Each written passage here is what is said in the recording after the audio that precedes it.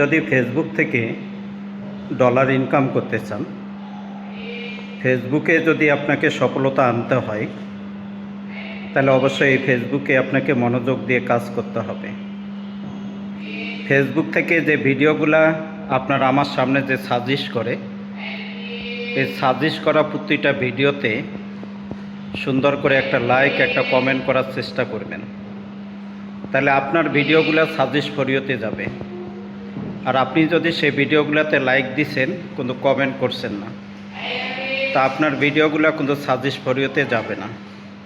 কিন্তু এখন আমরা কি করি, ভিডিও সামনে আসলে আপনার ধাক্কা দিই, কিন্তু ভিডিওতে ভিউ নেই।